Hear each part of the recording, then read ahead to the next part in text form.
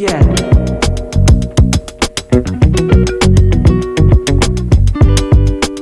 So let me just say, first of all, right, the tour has started. It's 8 a.m. my time. It's about 19, 20 degrees centigrade. It'll be getting up to about 70, 75 degrees Fahrenheit today as the day goes on. Of course, we've finished summer now pretty much. We're getting into our autumn or our fall, but we still will get some good weather here. I think that's the weather will keep going well for a couple more weeks with a bit of luck. I'm standing outside the Warringah Rats Rugby Union Club. This is where the markets are held. I'll give you a little spin round. You can see.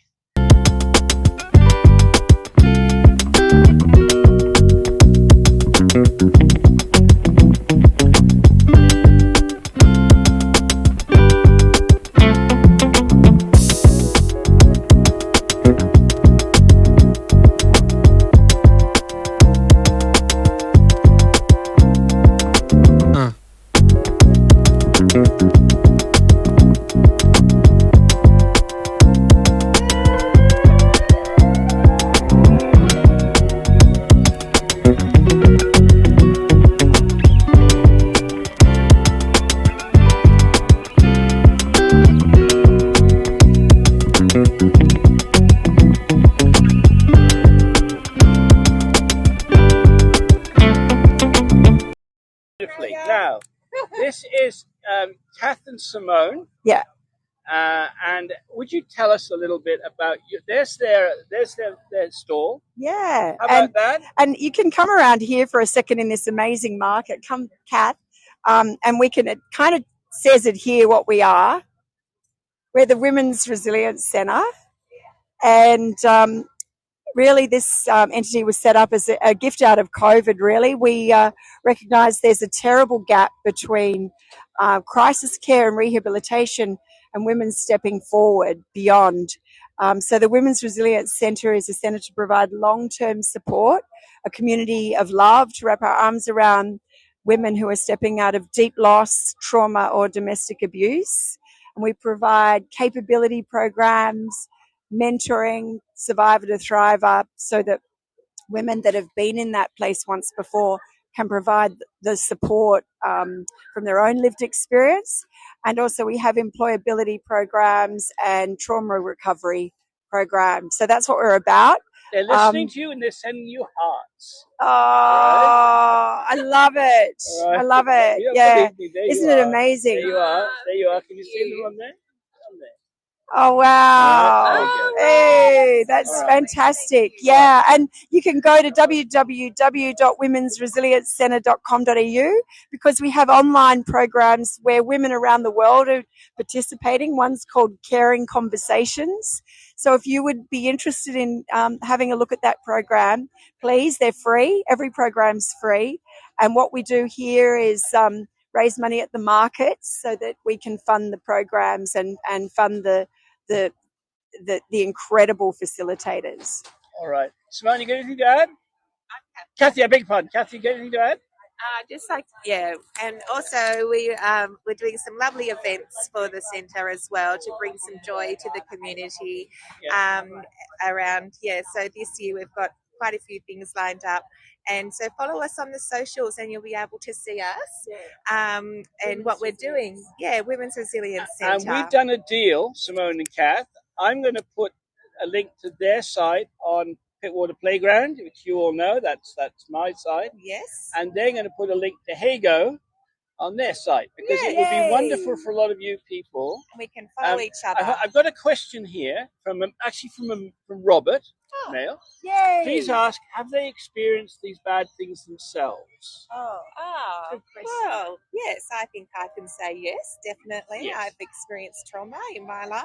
Yes. And big trauma, actually. Yeah, big trauma. Yeah. And I feel like I want to give back and be supportive to members of our community to help. Understood. And what would you say to encourage these people to sort of, rather than just think about it, but get on and get onto your site?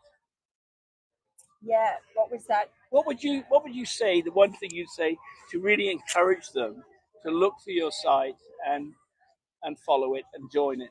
Well, one of our sayings is if we do not repair, we will repeat. So we believe that by putting in some nourishment and support around women, and I really love Robert being online too, because we don't believe, for example, that domestic abuse is a he issue. No. We actually think it's a we issue that we need to deal with. So the Women's Resilience Centre provides support for not just women, but their families.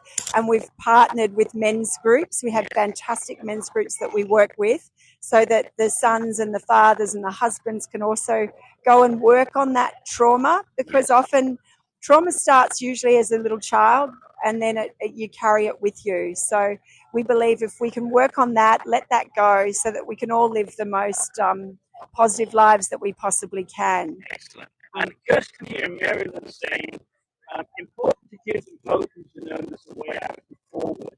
That's so right, Kirsten. Yeah. Karen's asking, what about men who are abused? Absolutely. So I shouldn't laugh because no. It's the statistics in Australia, just for interest, is it's 1 in 6 women and it's 1 in 16 men. So that's a very good question and it's very real. And that's why we say we partner with men's groups.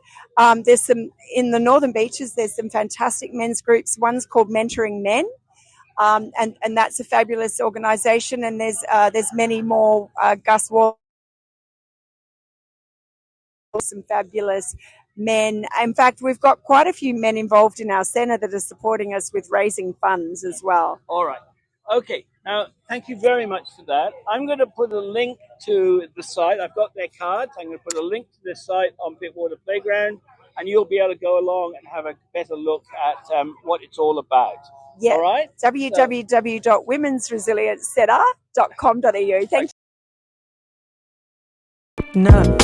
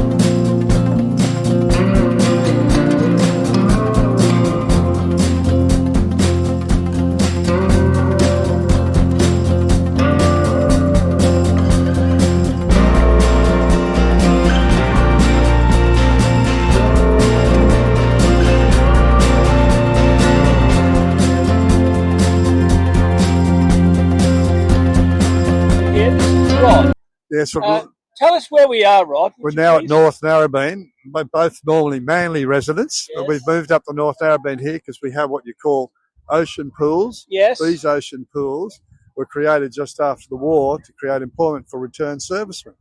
Now, if you go to any other state in Australia, you won't have them. Between Manly and Palm Beach, we have 20 of them. And if you have a look at it, the water is fresh. Each week they're clean, totally emptied out. And as you'll see, if you had a look around, he'll pan the camera later, though. Yes. You can see the pumps on at the back and the water's coming in. And also, as you notice, the average age after about 9 o'clock is around about... I wasn't going to make a comment on that. You got the 60 and 70 pluses. Yes. But it's... gorgeous here. Like, everyone wants to live on the northern beaches. That's why it's so expensive.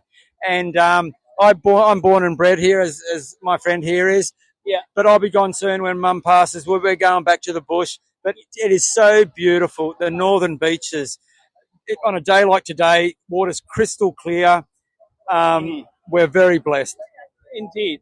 Indeed. Well, I came here in 1992. I'm from Wales.